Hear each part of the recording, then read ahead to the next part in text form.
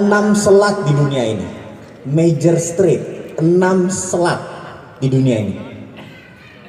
Lupa sejarah dunia, ini tanah air kita loh, bumi kita yang kita tinggalin ada 6 major strait atau 6 selat. Tahu nggak selat mana aja?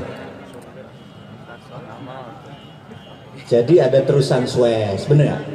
Itu yang besar. Dari 6 selat, ada 4 selat yang major strait ada di Indonesia. Anda tahu? Selat Malaka itu dilewatin 100.000 mother vessel setiap tahun. Selat Sunda, jadi kalau tentara Amerika itu mengawal wilayah yang namanya Seven Fleet. Kalau lihat peta ya, peta sekali lagi, dari San Diego markas dia ke Honolulu, ke Vanuatu, tahu Vanuatu? Solomon Island, ke Diego Garcia di bawah selatan di Sri Lanka, itu wilayah armada ke-7 Seven Fleet, namanya US PACOM, United States Pacific Command, bintang 4 di Okinawa. Jadi kalau kapal Cina lewat, bayangin ya, ini peta dunia nih, kita lihat, bayangin peta dunia. Di utara Indonesia, negaranya mana aja? Ada Jepang, ada Korea, ada Cina, ada Filipina, ada Taiwan, ada Hong Kong, bener nggak? Mereka adalah negara-negara produsen yang 20% pergi ke Amerika Utara, 80% ke Eropa, Afrika, dan lain sebagainya lewat Indonesia, bener nggak? Betul ya? Ada 100.000 vessel lewat di Indonesia. Kemudian kalau dari Australia mau ngirim nikel, mau ngirim batu bara, dia lewat Selat Lombok ke Selat Makassar baru ke utara, bener nggak? Amerika nggak mau Selat Malaka, Amerika muternya lewat Selat Sunda baru lewat selatan Indonesia. Jadi waktu mau dibangun jembatan Selat Sunda, dibangun oleh Cina, Amerika bilang nggak bisa, kapal gua lewat lo foto-fotoin, bener nggak? Paham? Ngerti sekarang? Ngelola negara nggak sederhana ya. Jadi itulah yang terjadi. Jadi nggak boleh, kalau Amerika yang bangun boleh, paham ya, ini mengenai selat. Kalau presidennya pinter, sekali lagi nih, kalau jadi gak enak mau. Kita ini setiap tahun AP, anggaran pendapatan dan belanja negaranya kan minus. Pendapatannya segini, belanjanya gede, jadi minus, betul nggak? Ngisi minusnya pakai apa? Betul nggak?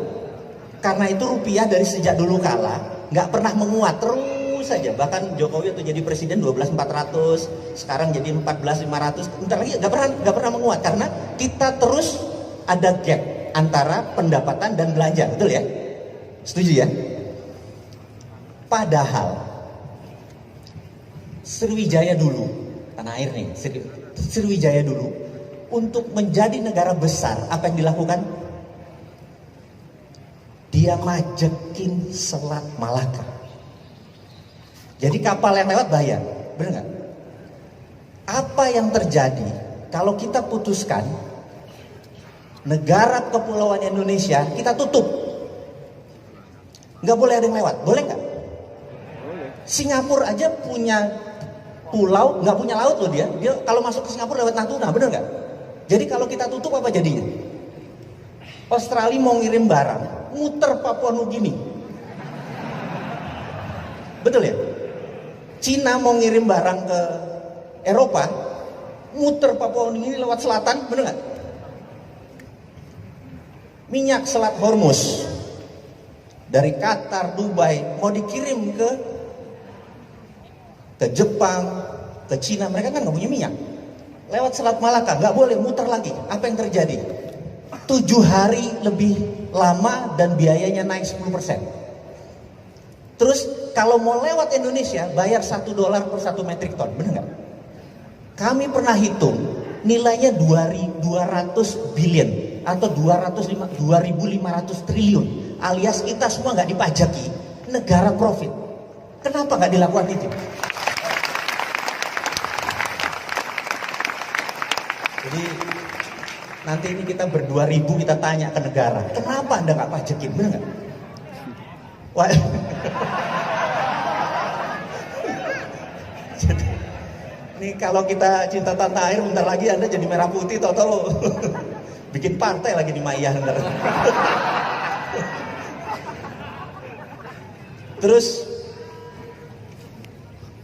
sebenarnya kalau kita menjadi bangsa kuat, itu sesederhana tadi, betul nggak? Jadi itu cerita satu tentang tanah air. Yang kedua, bumi ini berputar pada porosnya sudah berapa lama? Ada yang tahu? 2 tahun? Udah berapa? Ada yang tahu?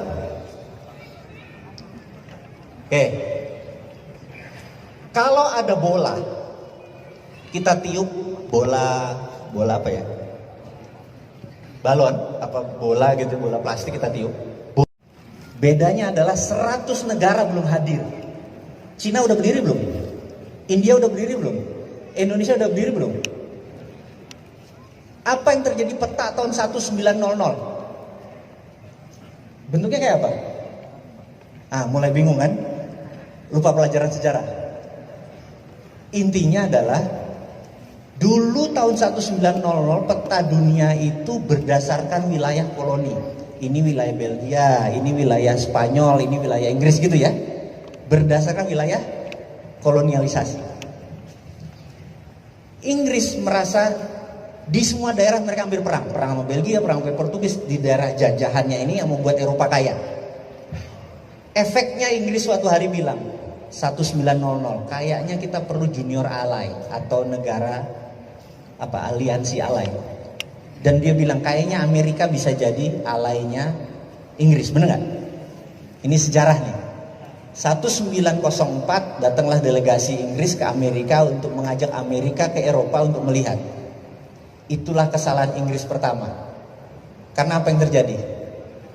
Begitu Amerika pulang ke negaranya, Amerika bilang ternyata teknologi Eropa itu 50 tahun lebih rendah atau lebih lama dari Amerika. Perang dunia pertama tuh masih locok. Amerika sudah revolver, tembakannya udah begitu. Film koboi sudah revolver kan? Mereka masih satuan. Jadi teknologi senjata Amerika udah lebih unggul. Dan sumber minyak sudah dikuasai oleh Amerika sejak lama. 1906 Amerika sudah punya pesawat terbang. Eropa masih bingung. Ngerti? Dan begitu perang dunia pertama, tahun berapa? 19 awal, Amerika memang tidak mau membantu Eropa. Amerika memang ingin Eropa hancur. Dan puncaknya adalah waktu tahun 33 Jerman mulai mengambil Polandia dan lain sebagainya. Amerika masuknya tahun berapa? 40 udah diundang, tahun 39 udah diundang, baru masuk tahun 44 sebenarnya dia masuk. Jadi cuma dia pengen Eropa hancur. Dan pertemuan beberapa bulan sebelum D-Day dipanggil 17 negara yang bakal menang perang. Di kota kecil di utara Boston yang namanya Bretton Woods. Ngumpul negara-negara Eropa, Amerika bilang, kita kan sebentar lagi mau menang perang. Betul ya? Betul kata mereka gitu. Kita tidak ingin ada perang dunia ketiga. Setuju? Setuju, bener nggak? Ini orang udah lemes semua negara Eropa, bener nggak? Amerika kan nggak masuk-masuk. Untuk itu kita harus punya standar. Mulai sekarang dunia harus punya currency. Setuju? Setuju. Namanya dolar. Paham? Perancis delegasinya keluar langsung dari ruangan. Marah Perancis. Seminggu kemudian dia diserang sama Jerman, Perancis pulang. I taken deh. Nyerah juga dia. Bener nggak? Akhirnya semua tanda tangan setuju mata uangnya dolar. Itulah alkemi yang Amerika punya. Bener? Ini nih harus ingat nih. Kemudian kita harus mempunyai World Bank. Berdirilah World Bank. Kita harus punya mengontrol yang namanya IMF. Berdirilah International Monetary Fund. Namanya. Semua kantornya ada di Washington DC. Artinya punya siapa itu? Nah, punya si Ontohot, si Borokokok Amerika itu. Bener nggak? Ya. Jadi dunia sejak saat itu dipetakan. Eropa negara produsen, bahan bakunya dari Afrika. Arab dipecah 18 negara. Sumber energi dunia. Cina, India, Indonesia yang populasinya banyak dijadikan negara market. Amerika Utara bahan bakunya dari Amerika Selatan. Paham ya? Itulah peta dunia jadi. Suatu hari lagi Amerika fokus menguasai Timur Tengah, karena when you control the oil, you control the country, gitu kan. Dia mengontrol minyak untuk mengontrol sebuah negara. Fokus di Afghanistan, Cina membangun infrastruktur. Betul ya? Dari negara market, toto menjadi negara produsen. Toto Cina menjadi negara tadinya imitating, peniru, menjadi negara innovating. Benar nggak? Amerika kaget, toto Amerika udah Cina udah segitu besar. Jadi melenting si Cina ini. Pertanyaannya, kok bisa? Benar nggak? Benar nggak? Kan kita kalau belajar sampai ke negeri Cina, mau dibuka nggak rumusnya nih? Mau dibuka? Terakhir ya. Kalau kebanyakan bayar soalnya. Saya kasih rumusnya. Dunia punya jurus ekonomi. Tadi Pak Mastri bilang paling jarang ngomong di Mayah ini adalah tentang ekonomi. Jadi minta izin boleh ngomong ekonomi sedikit ya. Tahun 1931 dunia itu resesi. Teori Adam Smith mati. Lahirlah seorang John Maynard Keynes. Keluar teori namanya Keynesian. Keynesian punya dua nabi. Inflasi sama bank sentral. Sejak saat itu bank sentral berdiri. Bank sentral Amerika dimiliki oleh, Anda boleh cek, yang miliki swasta, JP Morgan, Goldman Sachs gitu ya, bukan negara, ingat ya. Ini harus hati-hati. Anda lihat sendiri di Google, who own Federal Reserve gitu ya. Swasta, Amerika semuanya swasta. Tahun 2008, tahu-tahu ada subprime mortgage, JP Morgan, Goldman Sachs, tahu-tahu bangkrut semua. Bener ya, Anda tahu cerita itu. Dunia menganggap, orang-orang seperti saya menganggap bahwa Keynesian selesai. Lahirlah seorang manusia yang namanya Michael Hudson sebagai ekonom dunia. Anda boleh cek, why Michael Hudson is the best economist in the world. Kenapa Michael Hudson adalah ekonomi terbaik di dunia. Anda boleh cek di Google judulnya itu.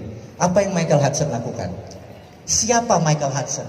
Michael Hudson tahun 80, tahun 90 dia adalah pengajar di Peking University.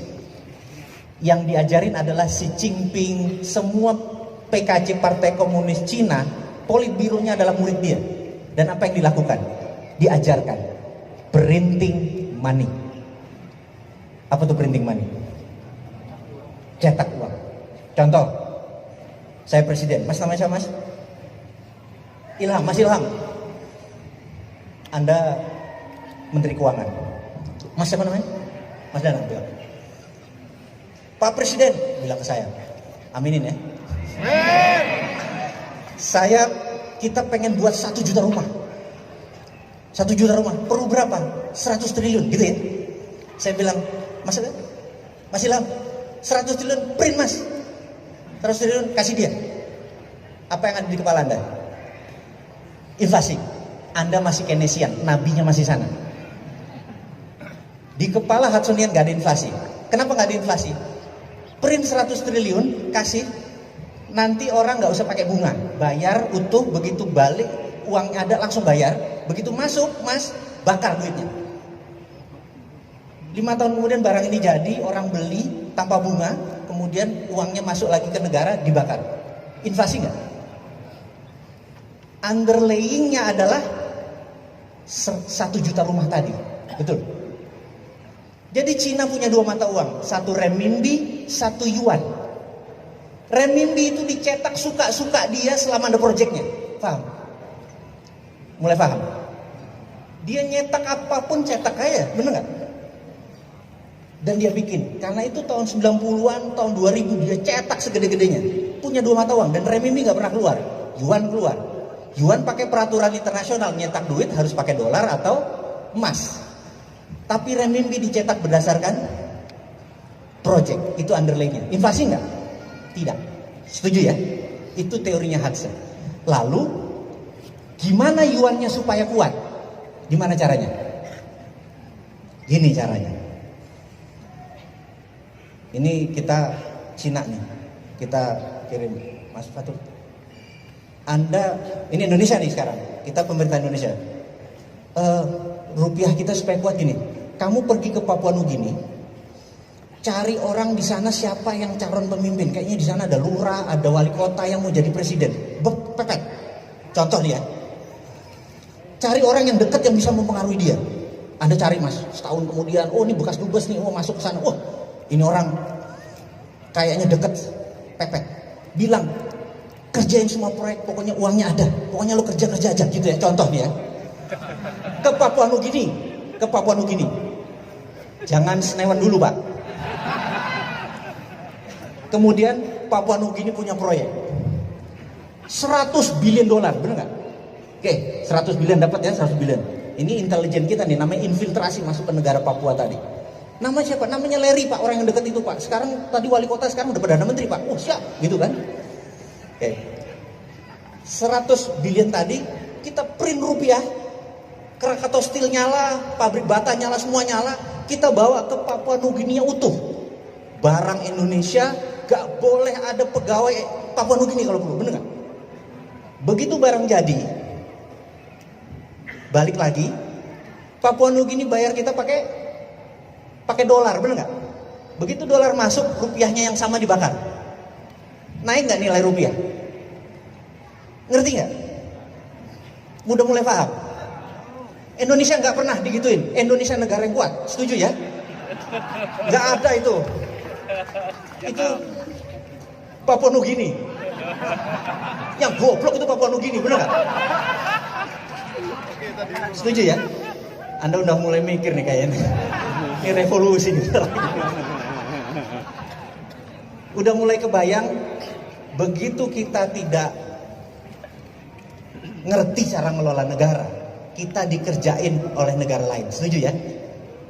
Nah, terakhir Bapak Ibu, sebenarnya untuk membuat negara ini jalan, rumusnya cuma 2. Kalau Mas Fatur Anda jadi presiden Mas, 2 aja kebijakan Anda begitu hari pertama Anda jadi presiden. Nomor 1, buat kepres ke peraturan presiden, siapa saja yang ngeluar uang ke luar negeri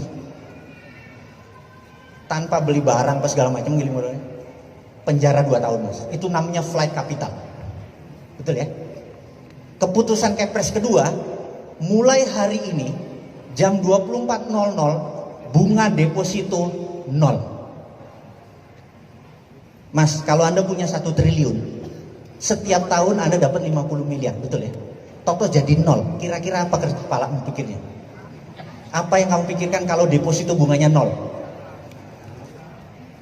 Kalau keluar, tangkap, bener nggak? Akhirnya akan menjadi usaha di negara sendiri. Ini di Mayah yang punya usaha langsung gue invest dong tempat lo, bener nggak? Ada 11.000 triliun di bank sekarang nganggur. Dalam 1 malam keluar, ekonomi Indonesia maju nggak? Syariah nggak bangsa ini? Berkah nggak? Nggak ada riba? Betul nggak? Udah nggak ada riba, berkah, ekonomi maju dalam semalam, bener nggak? Gitu aja kok repot, bener aja. Bapak Ibu mohon maaf jika ada salah. Terima kasih buat waktunya. Wassalamualaikum warahmatullahi wabarakatuh.